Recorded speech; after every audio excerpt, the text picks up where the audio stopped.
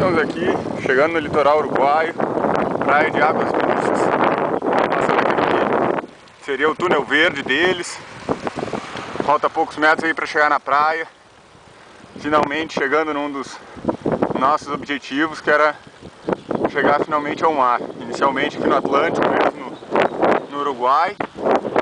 E em breve, no início do ano, vamos estar chegando aí no litoral do Pacífico, lá em Viña del Mar, no litoral chileno.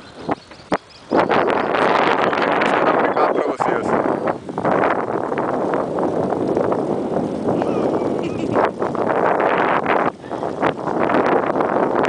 Quem diria que depois de pedalar 84 km, tentar com esse sorriso no rosto, essa alegria de viver, como todos vocês puderam ver.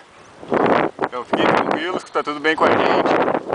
Está sendo uma viagem difícil, cansativa, digamos um pouco dolorosa em certas regiões, mas com certeza está valendo muito a pena.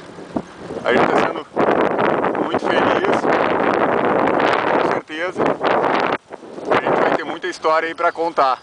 Pouca história para pescador, que a gente sempre aumenta um pouco, né? Mas vocês vão poder vivenciar isso com a gente, vão poder nos acompanhar um pouco.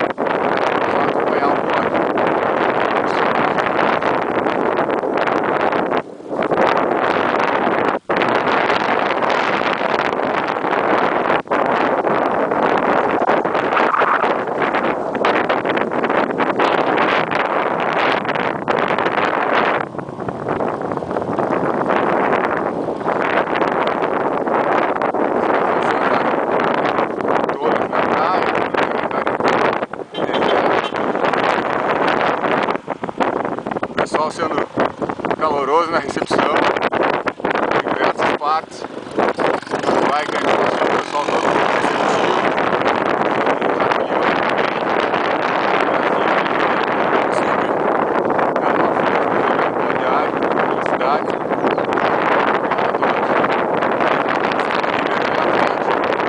já está o mar, já estamos chegando, já dá para ver algumas ondas.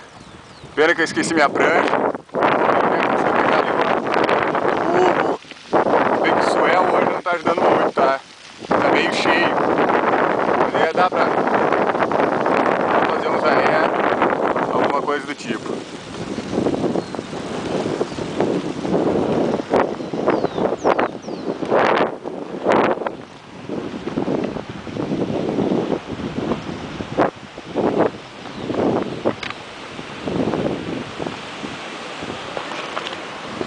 Pois é, pessoal, chegamos no Uruguai, estamos aqui.